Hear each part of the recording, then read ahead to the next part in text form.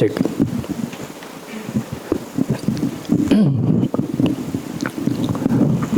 Mari kita bersama-sama beranjali.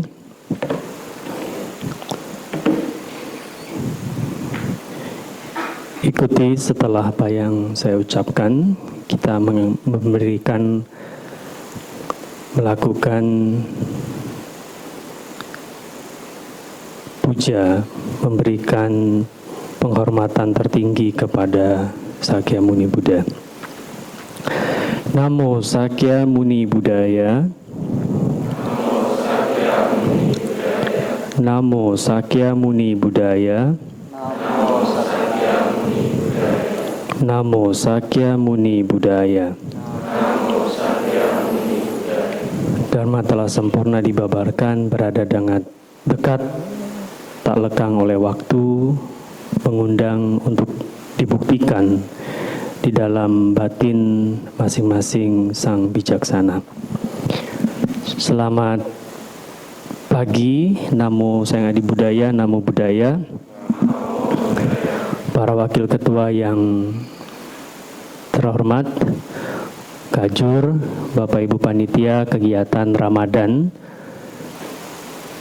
sebagai inspirasi kita bersama yang kita laksanakan tidak hanya bagi teman-teman Muslim, tetapi di masing-masing agama juga kita adakan kegiatan pendalaman keyakinan dan praktik sebagai seorang umat beragama, sehingga kita lebih dekat dengan dengan agama kita. Lebih dekat berarti kita lebih serius mencoba untuk mempraktikkan. Saudara-saudara, saya sedikit akan memberikan sebuah cambukan untuk saudara-saudara dan termasuk diri saya sendiri. Sebagai umat beragama, Buddha, kalau saya tanya misalnya menurut saudara, apakah penting secara ofisial, secara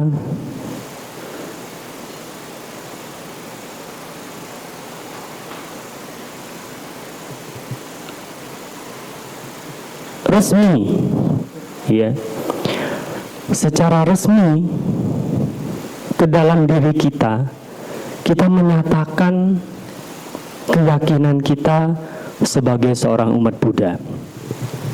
Penting nggak?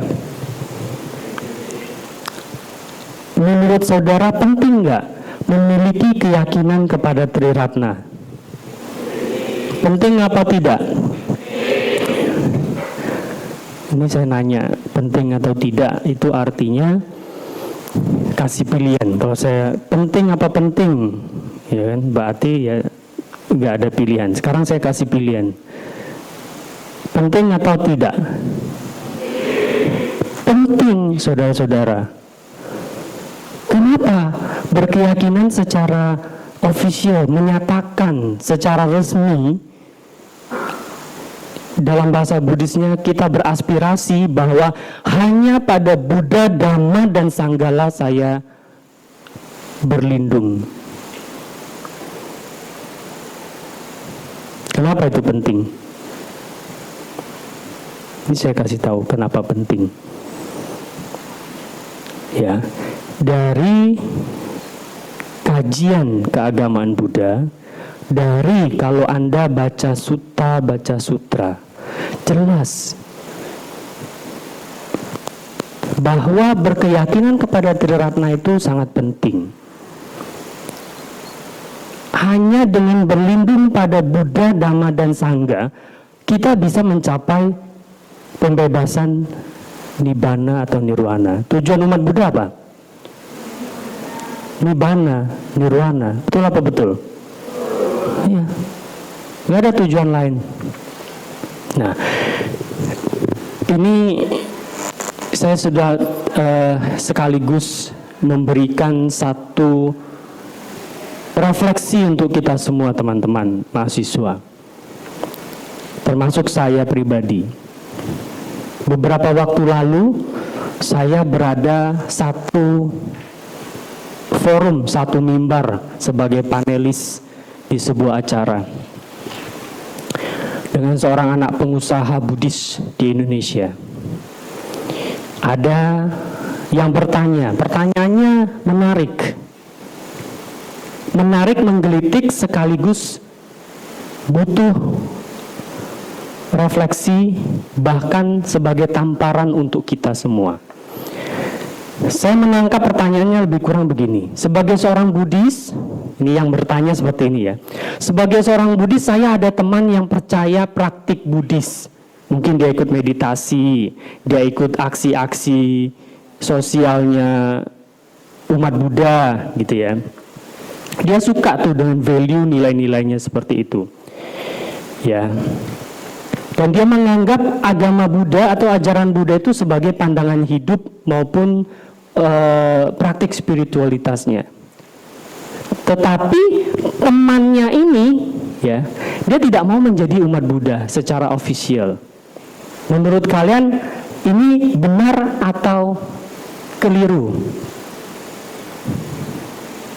Siapa yang ngomong keliru, angkat tangan.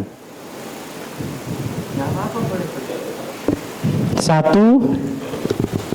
2, 3, 4, 5, 6. Coba berdiri yang tadi bilang keliru, angkat tangan. Berdiri sekarang. Tepuk tangan yang buat yang berdiri ini.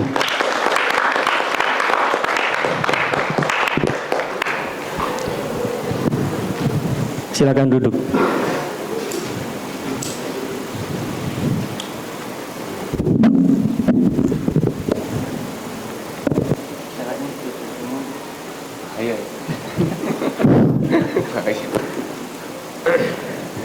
Paham nggak pertanyaannya atau jangan nggak paham? Aku ulangin ya. Sebagai seorang Buddhis, saya ada teman yang percaya praktik Buddhis dan menganggap ajaran Buddha sebagai pandangan hidup maupun spiritualitas. Sampai di sini jelas. Jadi aku nih punya teman namanya Pak Urip. Dia bukan Buddhis, contoh, ya kan? Tapi dia suka ikut meditasi, vipassana, ikut apa banyak itu. Pakai teman-teman yang berjilbab itu ikut vipassana, ikut meditasi gunka segala macam. Ya. Tetapi beliau merasakan manfaatnya, ya. Tetapi tidak berkenan untuk menjadi seorang umat Buddha. Menurut Anda benar atau keliru? Yang ngomong keliru angkat tangan sekali lagi. Pertanyaannya jelas sudah. Pak Urip ini nggak mau jadi Buddhis nih. Saya temannya yang ngajak dia selalu ini. Menurutmu keliru atau benar? Hah?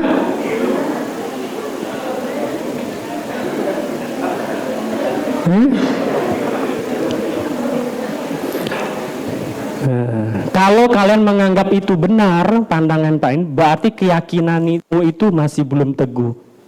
Inilah nanti kalau ketemu cowok, ketemu cewek yang beda agama, terus bilang apa, ya gak usah lah, saya nanti ikut mas atau mbak, ikut adik aja meditasi, ya ke wihara, tapi saya nggak mau jadi Buddhis. Benar nggak itu? Tidak. Tidak benar itu. Keyakinanmu ini dipertanyakan kalau kalian katakan itu benar. Paham nggak maksudnya? Tapi kan itu toleransi. Jangan ajarkan saya tentang toleransi. Moderasi beragama. Jangan ajarkan saya tentang itu. Moderasi beragama, toleransi beragama itu sudah mulai dari keluarga saya. Di keluarga saya sudah dialog moderasi beragama, menjalani apa yang namanya moderasi beragama. Kakak perempuan saya nomor 1 itu lulusan dari Yaman, Al-Aqaf LC-nya itu. LC lulusan keagamaan Islam di Yaman, 1 minggu pulang. LC mikirnya mereka beda LC. Apa itu? Grup band ya? Band lagi. Apa itu? Mending gak usah tahu. Oh gitu ya. Oh. Enggak, itu gelar beneran, bukan gelar yang kalian pelesetkan begitu, bukan. Gelar itu apa, singkatannya apa ya, saya lupa. Adik saya yang nomor 3 berarti ya, kakak saya, adik saya, ya, lulusan dari Mesir, syariah, fakultasnya syariah hukum, ya. Contoh misalnya mencuri tanganmu dipotong, misalnya begitu kan. Nah, hukum syariah Islam. Jadi jangan ajarkan saya tentang toleransi. Sekarang forum ini saya mau kasih tahu kamu dulu, ya, mau memberikan pemahaman terlebih dahulu. Pentingkah keyakinan bagi seorang Buddhis secara ofisial? Kasusnya tadi seperti itu, pertanyaan orang tadi itu, ya. Lantas ada narasumber ini yang menurut saya 2 hal yang saya harus bahas, saya harus analisis di sini. Menarik, ada 2 pernyataan. Pertama, orang yang mengaku dirinya Buddhis pun secara ofisial, katanya gitu ya, sambil dengan nada-nada melecehkan, ya, saya dengar-dengarnya seperti itu ya. Ya, orang yang ngakunya Buddhis pun, iya, tapi mereka juga melakukan kejahatan, ya kan? Paham nggak maksudnya? Ya, ada orang yang Buddhis mengatakan dirinya I'm a Buddhist, ya, tapi dia juga melakukan kejahatan. Nah, ini kan bukan argumen yang tepat untuk menjawab yang tadi. Lah, emangnya orang yang tidak beragama dia ada yang tidak melanggar hukum? Halo? Ini logika sesat ini. Logika falasi. Paham nggak? Emangnya ada orang yang tidak beragama Buddha, dia beragama non-Buddhis, atau dia tidak beragama, tidak melakukan kejahatan? Halo? Ada nggak? Ada nggak? Ada kan? Iya kan? Pasti ada melakukan kejahatan kan? Paham nggak? Jadi nggak ada. Ini logika falasi. Nah, mungkin pertama orang yang bersangkutan ini sedang introspeksi diri, ya kan, namanya pengusaha kan ya, bisa jadi keluarganya melakukan korupsi, ditangkap KPK, ya kan, atau sebagai seorang pengusaha, ya kan, dia melakukan kejahatan-kejahatan apa sebagai pengusaha, ya. Dia menggunakan kendaraan Buddhis untuk gerakan politik, untuk politik praktis. Kan bisa juga kan? Ya, mungkin dia sedang introspeksi. Ya, I'm Buddhist, but my gitu kan? My father atau apa ya? My uncle corruption. He is a Buddhist, misalnya kan? Dia Buddhis yang taat juga. Dia sedang introspeksi, tapi nggak bisa digeneralisasi begitu, paham nggak maksudnya? Ya, dan tidak menjawab argumen tadi itu, paham logikanya begitu? Jadi kalau ada orang yang berbuat jahat dia Buddhis, nggak berarti berkeyakinan sebagai Buddhis itu nggak penting, paham? Jelas? Jadi kalau ada temenmu yang sering ikut-ikut kegiatan keagamaan, disuruh apa dia langsung apa segala macam, kemudian dia tiba-tiba tahu-tahu meteng, hamil, nggak kelihatan, diam, kan melanggar apa itu? Kame su'mi cacara werak mani sikha padang sama diami. Nah, kamu kan nggak bisa mengeneralisasi temenmu yang aktif itu tadi, kemudian untuk menjawab berkeyakinan Buddhis itu nggak penting. Paham maksud saya? Nggak bisa, itu logika yang salah, logika falasi. Ngerti? Ya saya anggap itu dia sedang introspeksi diri mungkin. Kedua, tadi saya katakan ya, orang yang tidak beragama officially bisa jadi juga melanggar hukum. Jadi itu bukan satu jawaban. Ketiga, dalam riwayat Buddha ini penting. Ya, ada 3 kisah yang saya tahu. Mungkin kalau kalian yang belajar di kepenyuluhan atau kepanditaan ada lebih dari 3. Ya, waktu Buddha selesai mencapai mencapai tingkat kesucian, menjadi Buddha. Waktu Petapa Gotama menjadi Buddha. Sampai di sini jelas? Waktu Petapa Gotama menjadi Buddha, ya. Waktu Petapa Gotama menjadi Buddha, siapa yang ditemui pertama kali? Perempuan, namanya siapa? Masih ingat nggak? Sujata, bukan. Sujata itu sebelum kan ya. Waktu Petapa Gotama kelaparan, siapa itu? Yang di tengah jalan dia bertanya, lu siapa sih?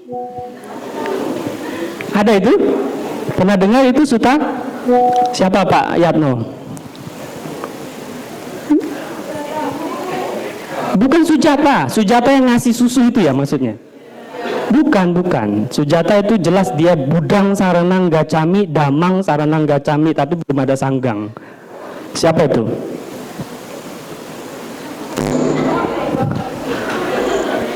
Siapa namanya? Bukan Tapusa itu loh. Ada satu kaum Brahmana kalau tidak salah, saya lupa itu namanya. Kok kisah Gotami? Buddha, Siddhartha mencapai pencerahan setelah menghadap ke pohon selama berapa hari meditasi itu? Minggu ya. Ini saya bukan ngetes ya. Kemudian akhirnya kan diminta oleh Brahma Sampati untuk mengajarkan Dharma. Nah, ketika pergi pertama kali ketemu satu orang tuh siapa namanya? Siapa? Oh, nggak tahu. Ya, dia nggak jadi upasaka atau upasika ini orang. Ya, tapi ini enggak, dia nanya doang. Lu siapa sih? Ada nggak? Pernah dengar nggak? Dalam perjalanan ada orang tuh yang nanya tuh. Nah, namanya lupa semua, termasuk saya jadi lupa. Siapa tuh namanya? Brahmana itu. Oke, intinya kalian tahu kan cerita itu ya. Spesifik namanya lupa. Sotia. Karena ada kadang-kadang pakai nama itunya ya, nama keduanya. Kayak apa gitu kan namanya siapa? Kayak yang jutawan itu siapa namanya? Sudata nama aslinya kan diganti nama gelar Anatapindika. Oke. Dia ketika melihat keanggunan Lord Buddha ketika itu, dia cuma nanya, lu siapa sih? Brahma bukan, Dewa bukan, ya kan? Bukan. Loh, kalau semua bukan apa? I'm a Buddha, saya seorang Buddha. Ya udah, oh gitu, gitu doang dia mah, ya kan? Terus berlalu, bener nggak? Paham nggak? Iya, dia sudah ketemu keanggunan Buddha tuh. Dia tahu, oh ini ada guru besar yang luar biasa, tapi berlalu begitu saja. Paham sampai di sini? Ya kan? Yang salah siapa? Nggak ada yang salah. Dia belum ketemu karmanya, ya kan? Buddha juga nggak salah, betul nggak? Karena koneksinya belum terjalin, interbeing, tidak terjadi kondisi seperti itu. Ya. Yang kedua siapa? Yang akan saya ceritakan. Bante Ananda, betul nggak? Bante Ananda orang baik atau orang jahat? Orang baik, yang cerdas, yang bisa menghafal. Tapi sampai detik terakhir Buddha mencapai Mahaparinibbana, Bante Ananda sudah merealisasi kesucian belum menurut kitab suci? Belum. Padahal dekat, maka ada istilah walaupun ia sedang memegang ujung jubah bawa kemana-mana, belum tentu dia bisa dikatakan dekat dengan Buddha. Paham? Jadi saya mengaminkan pernyataan pengusaha ini dalam case ini. Ya, paham nggak? Tapi tidak menjawab argumen awal, pentingkah keyakinan bagi seorang umat Buddhis? Paham maksud saya? Paham ya? Tidak menjawab. Yang ketiga siapa? Yang mau saya ceritakan, yang menonjol saja. Siapa yang orang jahat murid Buddha juga? Dewa Data. Dekat sama Buddha enggak? Dekat. Bahkan ada hubungan darah. Nah, tapi tetap tidak menjawab. Ya memang ada case-nya, kasusnya seperti itu. Paham? Ya. Dan saya ngomong ini saya juga disclaimer, bukan berarti saya orang baik, maha suci dan maha sempurna. Ya, karena kita berlatih prinsipnya kan. Tapi dasar dari menjadi umat Buddha itu adalah berkeyakinan kepada Triratna. Berarti itu tetap penting.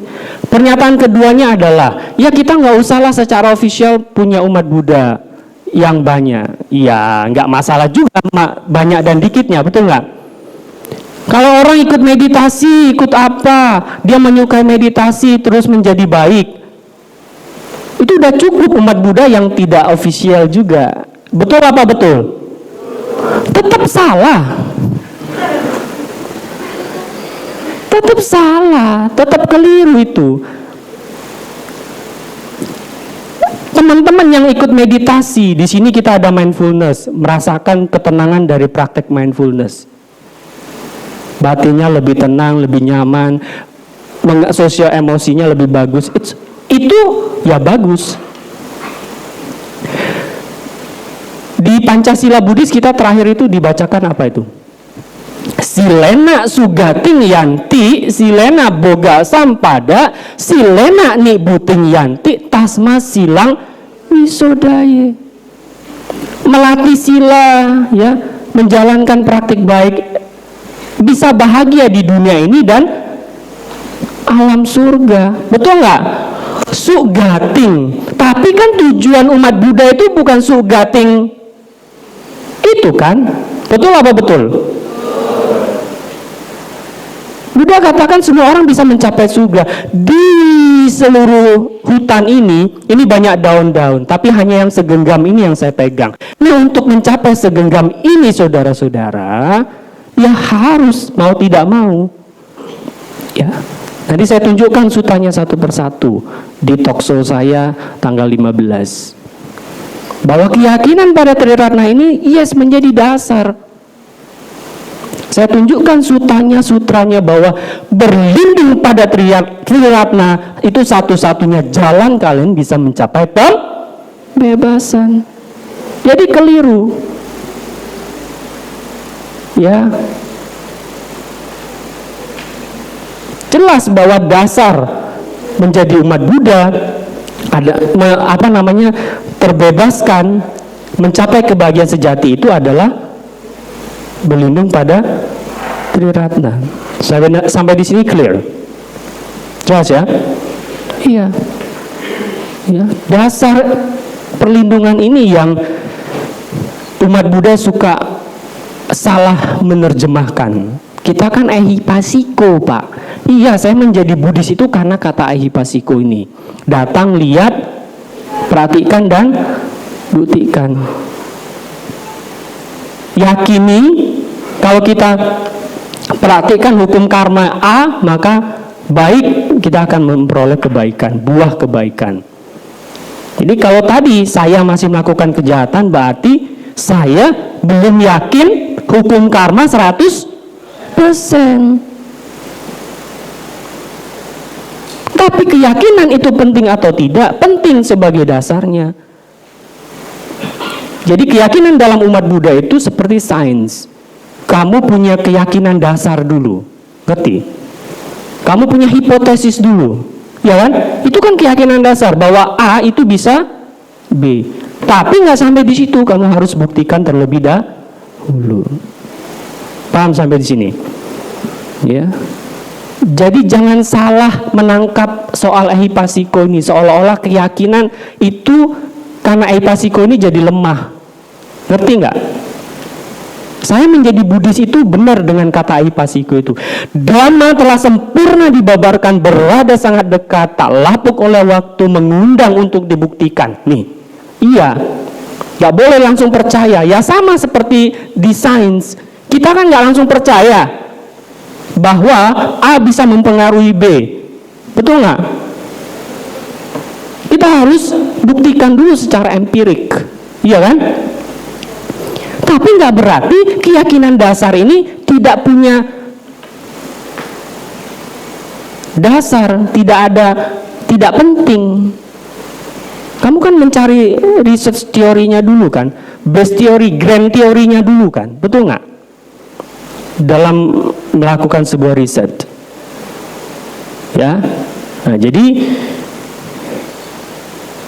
pada kesempatan ini saya kasih tahu teman-teman mahasiswa semua bahwa menjadi umat Buddha, menyatakan berlindung pada Buddha Dhamma Sangha itu merupakan sebab awal. Keyakinan ini baru sebab awal untuk kita bisa terlahir berjodoh dengan Triratna. Jadi jangan kamu anggap nggak penting. Ya, meditasi kan bisa semua orang, iya, tapi untuk bisa merealisasi pembebasan, samatha itu udah ada 40 itu macam-macam. Di zaman sebelum Buddha, samatha ada berapa subjeknya? 40 plus 1 pernafasan, anapanasati. Ya nggak? Tapi Vipassana itu modelnya ini hanya model meditasi Buddhis. Paham? Ya, memahami dukkha, anicca, anatta secara langsung, clearly. Ya, sampai di sini jelas ya. Jadi harus saya garis bawahi terlebih dahulu, itu penting. Ya, saya kasih kesimpulan pentingnya, salah satunya apa? Orang memutuskan sampai dia mencapai kesucian itu apa yang dia putuskan yang paling akhir? Apa itu yang harus dia putuskan? Salah satunya ada 10 ya kalau nggak salah. Apa namanya itu? Rintangannya itu dalam bahasa Pali. Ini semester akhir ini. Nunduk palanya, ditanyain. Dalam bahasa Pali, apa rintangan itu? Dalam mencapai tingkat kesucian. Ada 10. Iya, benar nggak 10? Apa namanya?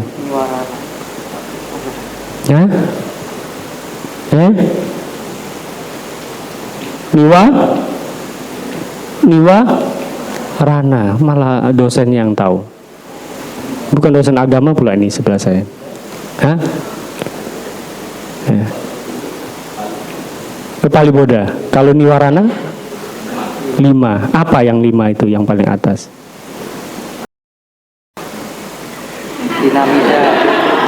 Keraguan-raguan kepada Triratna. Itu Pali Bodha atau Niwarana? Cari tahu. Benar, jadi jelas nggak? Tingkat kesucian itu kamu pun harus mematahkan bahwa kita benar-benar pure yakin pada Triratna, pada capaian terakhir itu. Jadi jangan salah ngomong, jangan kepleset ngomongnya. Ya, kita kan semuanya ehipasiko, datang lihat dan buktikan. Yes, itu benar, tapi dasar ehipasiko itu ada fondasinya. Jelas? Ya, jadi itu pesan saya. Maka ikuti nanti program Ramadan ini sebagai salah satu ya program kegiatan kita juga di kampus kita ini untuk meningkatkan sada, keyakinan, ya. Bagaimana 3 permata ini hanya satu-satunya yang mampu membawa pembebasan bagi kita. Jadi dasarnya tetap ya, ehipasiko itu tetap harus ada dasarnya. Nggak Triratna itu landasannya itu ada, ya. Saya masuk ke agama Buddha sekali lagi dari konsep Ehipasiko ini, doktrin Ehipasiko ini. Tapi saya pahami bahwa tidak, dasarnya apa yang saya Ehipasiko itu. Gitu ya? Membaca parita kan juga di akhirnya berkat keyakinan pada Buddha, Dhamma, dan Sangha, nati me saranang anyang, ya kan? Semoga saya bla bla bla segala macam. Artinya itu kekuatan yang luar biasa bagi seorang umat Buddha. Ya. Jadi nggak ada tuh istilah lagi misalnya Pak, boleh nggak nanti kita nikahnya beda agama? Nggak. Iya. Jelas itu. Pak, boleh nggak nanti kita nikah agama? Nggak.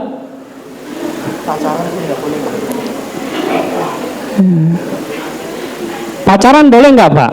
Boleh, beda agama. Tapi apa yang dilakukan, Pak? Syaratnya, ya, putuskan dari awal. Kamu mau nggak berlatih di dalam ajaran Buddha? Serius? Aku sebelum nikah sama istriku yang sekarang ini, aku nembaknya tuh begitu. Iya kan? Anak muda. Karena saya setelah lepas dari monastik, saya pacaran sama anak muda yang usianya baru 21 tahun ternyata. Ya. Ya, nggak lah, itu di atas 18 tahun. Sembrono, ya. Saya kasih tahu, saya ngomongnya begitu, sama yang tadi 21 tahun sama yang sekarang. Ya kan? Saya ngomong gitu. Setelah saya lepas latihan dari monastik, ketemu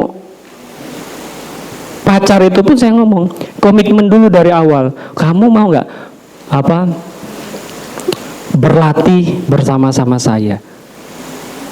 Dua-duanya Buddhis sih, ya. Ada yang satu, mohon maaf, jilbaban, ya, itu udah mulai deket-deket, tapi saya langsung kasih pagar, nggak bisa kalau nggak Buddhis. Kalau yang dua tadi Buddhis, saya ngomong, bagaimana kamu mau nggak menjalankan latihan bersama-sama dengan saya? Serius? Serius Pak, itu serius.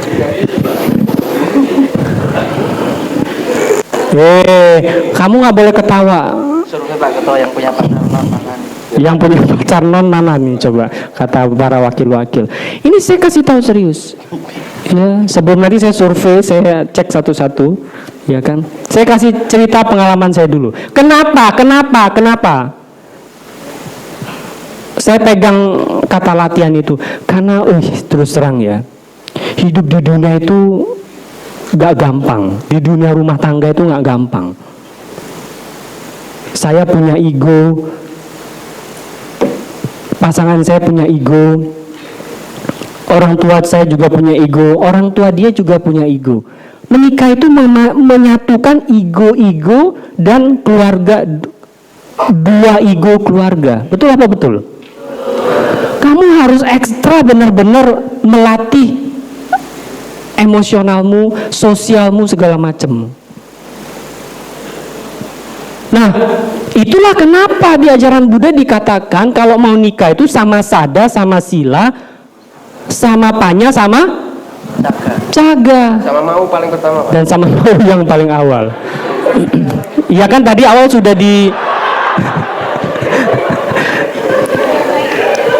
Tadi di awal kan sudah dipropos dulu, mau nggak kamu berlatih? Mau, ya kan? Berarti latihannya apa? Ya sama-sama keyakinan, meyakini bahwa kebenaran A sebagai jalan latihan saya. Paham maksudnya? Nggak gampang loh. Ini saya terus terang, bukan ngebocorin urusan rumah tangga saya. Ya, saya ngomong ke istri saya yang sekarang ini seperti itu.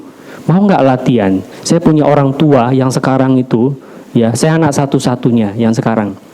Bisa nggak kita bareng-bareng? Di awal saya kasih tahu begitu. Karena tanggung jawab saya harus memberikan perhatian pada orang tua saya, karena mereka nggak punya anak lagi selain saya.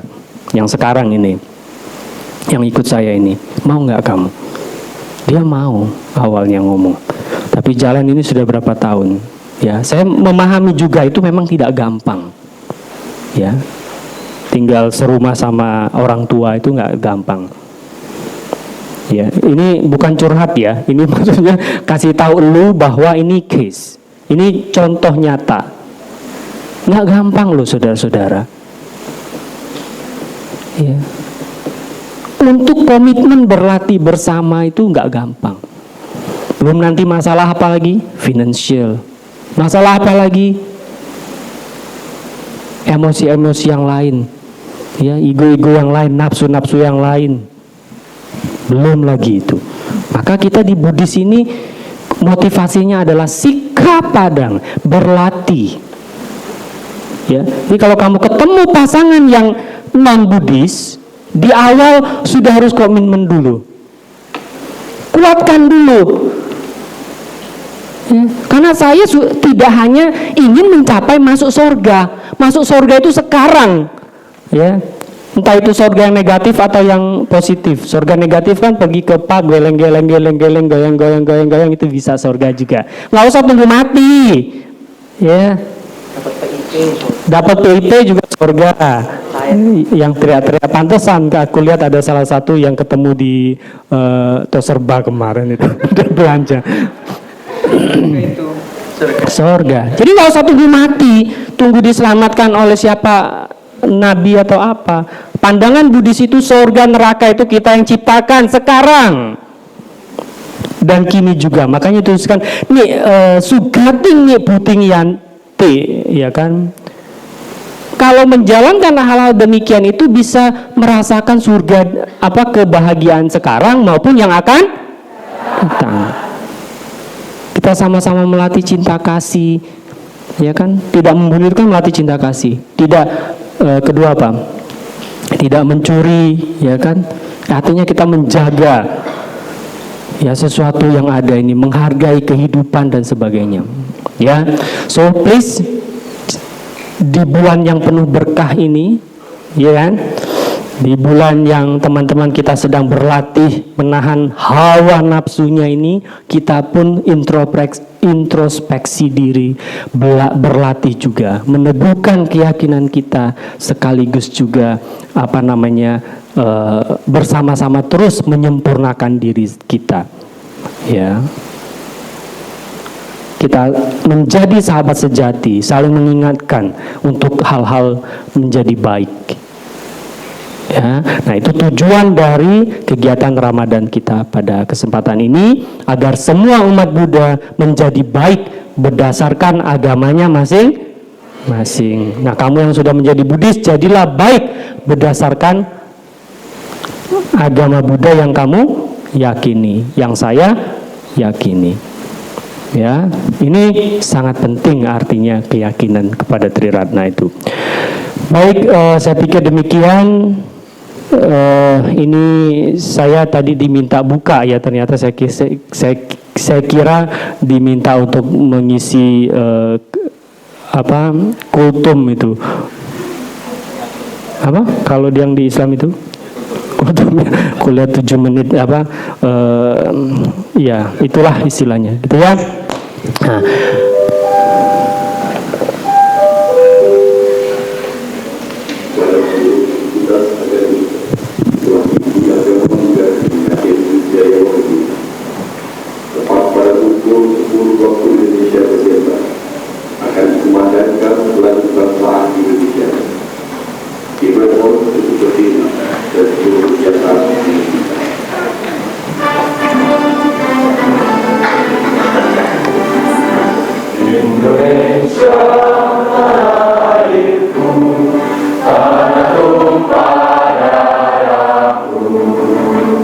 Di sana aku berdiri.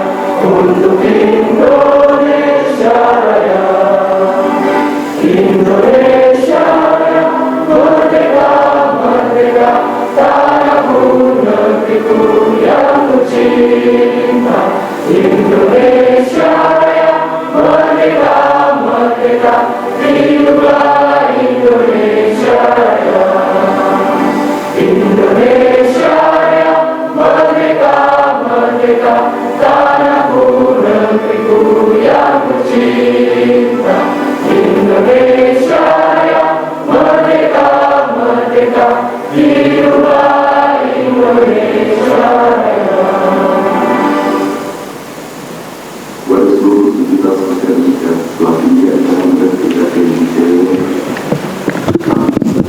dapat melanjutkan aktivitas kembali. Baik. Jadi demikian pengantar sekaligus pembukaan kegiatan Ramadan, rangkaian kegiatan Ramadan tahun 2025 ini, ya, khususnya teman-teman yang Buddhis pada kesempatan ini bisa benar-benar menghayati, ya, sebagai seorang Buddhis, dan kita terus belajar dan praktik bersama, ya, karena itu esensi yang kita lakukan sebagai seorang umat Buddha, ya, belajar dan terus memperhatikan ajaran bersama-sama. Dengan begini, ya, tentu aspirasi kita menjadi sebab-sebab kebahagiaan untuk kita semua, dan terus untuk bisa mencapai hingga mencapai kebahagiaan sejati Nibbana. Terima kasih. Selamat pagi. Namo Sayang Adi Buddhaya. Namo Buddhaya.